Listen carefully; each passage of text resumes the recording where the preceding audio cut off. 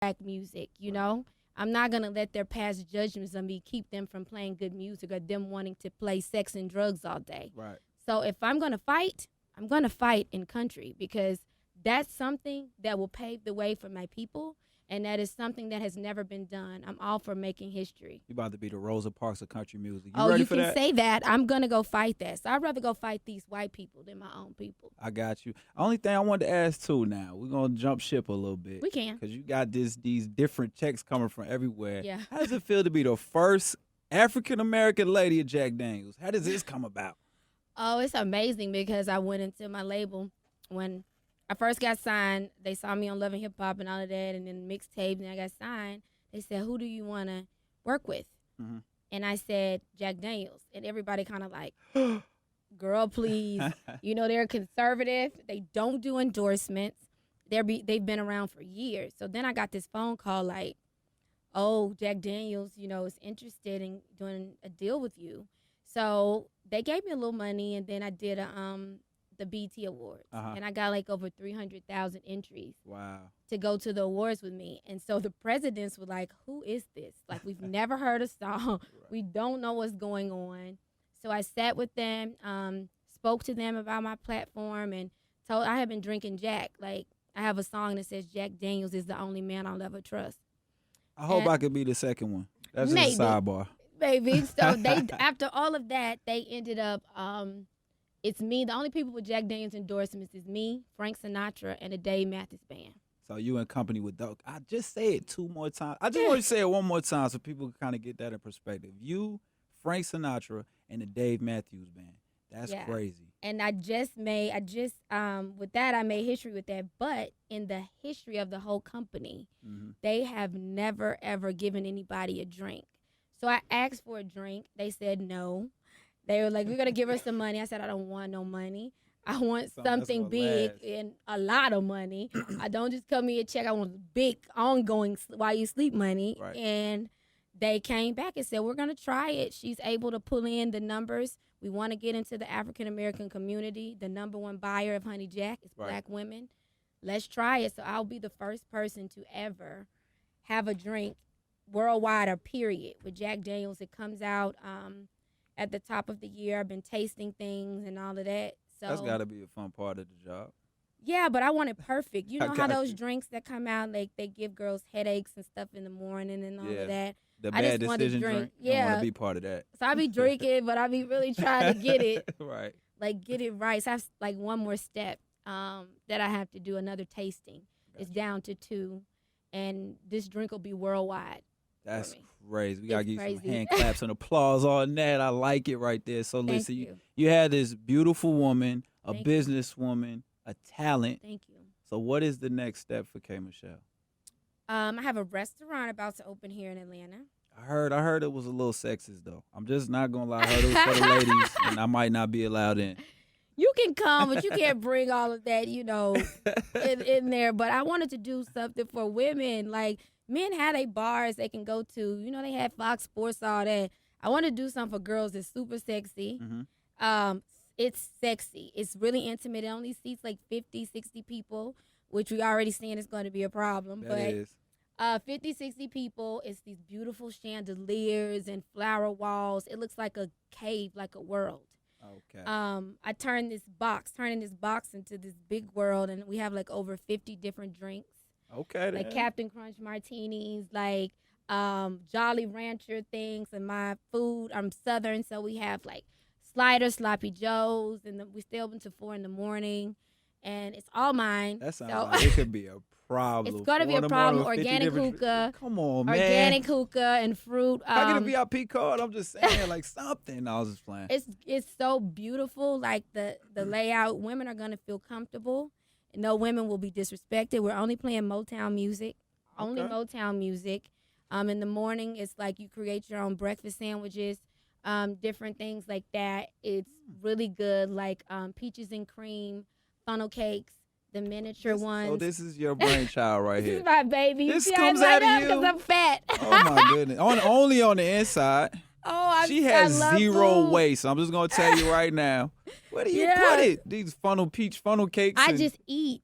I eat, so I'm glad I can do that for the women here. I have a home good line that's coming out. Okay. Where I'm building like these beds and everything. It's taken me and my designer, named Nicole. It's taken us a year To get it right. Yeah, to get the products, because I just was telling them I spent the first bed I bought and I wasted money like a dum-dum.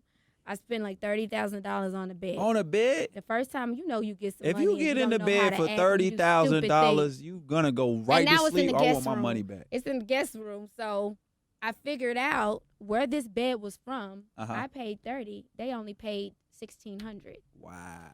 So now the people that was building these beds and stuff. You put them on blast? Please. Well, no, they hate me because they know I'm about to sell it to my fans. Wow, because my fans always ask me.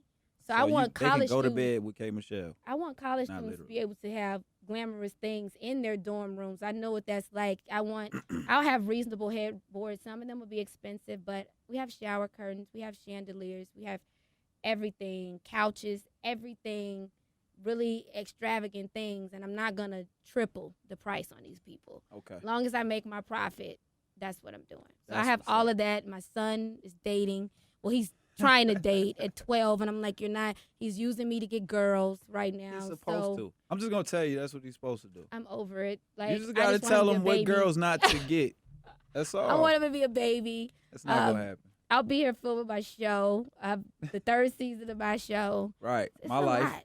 Yeah. Let's talk about that a little bit too, because you got My Life. Obviously, you're on Love and Hip Hop. Everybody knows that. You're on this season. Well, not really. That's what I was saying. Like, yeah, that's what I wanted to know, because you said you wasn't doing this anymore. No, it's like I'm very smart with marketing and things. Like, I have a restaurant. Okay, I see I'm you in with Atlanta. edible Captain Crunch I have drinks. some things going on, so I said I told them but I've only really filmed like 5 times. And I see that's the first episode. They put you out there. Of I got course, you. It makes sense. You're people want to see what you're doing. Thank you. And then people want to listen to what you're doing. And that's why I appreciate you dropping the music. Because I was going to ask you about that, like, as an artist, not an artist on the tail end of their career. Not going to say any names, not throwing shade for people listening. Or an artist that's coming up. You're an artist that's established. You have record sales. Thank you. What do you say to another artist, maybe in your position? Does reality TV hurt or help? It helps and it hurts. You just have to balance it. For me, the industry still tries to, they're very angry. I feel like the people in the industry are mad because I'm not supposed to be here. You talking about execs or you talking about executives? Peers? I mean, like bookers, and you don't see a lot of black people on late night TV anyway, but for my numbers, there's no reason why I'm not on different things, and they fight with them, and Billboard always gives me this high acclaim and everything, but they say you're the #1 selling female R&B artist, but then you're not nominated for a Billboard R&B award. Things like that go on, but you always going to have a fight. So I would say reality lets people, if it's your reality. Yeah, that's what I was going to say, because you are you, it seems like, on the show. It's like you're not stretching. No, I don't do that. Like, people want me, I'll be like, no, I'm not playing those games. I yell at the producers, don't stop, no cameras over here, I'm not staying there. So it lets people get to know you. And if they like you, or even if they don't like you, they still buy music, just even if they don't like you. That's true. But you still have to deal with, certain things from people and their judgments upon you. I got you. Like, for instance, I probably shouldn't say it, but I say anything. Like Black Girls Rock, like that lady, that Beverly lady, she has given me the hardest time because I'm on reality TV. There's no way that I should not have done Black Girls Rock. All that I've accomplished, you can keep on using the same soul singers every time you want. It's fine. But as far as these little girls and, even, we just did DTLR, the line wrapped around. It was at my house. I stayed like 30 minutes away driving. Shut up. As far as like these little girls and these people, these women come to me and they're crying and they're going through everything. You don't have to put me on your stage because I know I'm a black woman that rocks. You don't have to do that. I think you've created your own stage through your reality. Yeah. I just want to ask a question because obviously we know you've been through a domestic violence situation. You get through the court hearings. They basically just vindicate you, saying, yes, this is what happened and it was taken care of. But I want to ask you, for the people listening, for the little girl or the young woman who may be going through something like that, could you give them a piece of advice right now? Is it something you could say to them? Like, let's say you can go back to K. Michelle during that time. What would you tell her? Pay attention to the warning signs. You can't heal everybody. As a woman, we think we can change a man, and we think that we can love a person out of hurt. And you can't love them. Hurt people. And you can't love them. You're just going to hurt yourself trying to love them. And if they would watch me, it's not easy for women of abuse. This America isn't friendly to this. It's like an everyday thing, whether it's in the business. You know, you see, I told my story on TV. They said for 2 years they called me a liar. And women attacked me, not men. The very women. Know, like, I think I'm still not completely over it. I think I'm just learning that the world is evil. But I thought I was helping. I had talked about my story even before Love and Hip Hop. That's why they came for me. And to get on TV and they to say your pain and your story and your struggle, you was doing it for TV, and them to still try to chop, edit videos, do everything. And even with me forgiving him, I think now he want to go back to court and appeal. It's just never going to end. So ladies, look at me. Don't allow your peace to be disturbed because you think you love someone. There is nothing like living your life for it's going to be about a couple years, for 10 years. Because you tried to love one man and it didn't go right. It's you got to leave it. You got to leave it.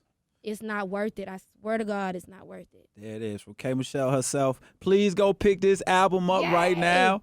Last question. Who is in the bubble? Oh, somebody at the label. You know what? None of my men was going to get in that bubble. So we had to throw somebody in there look alike. That's it. If you ever want to date a radio dude, I'd have gotten the bubble. That's it. There it is. K. Michelle, this is Hot 107.9. No problem.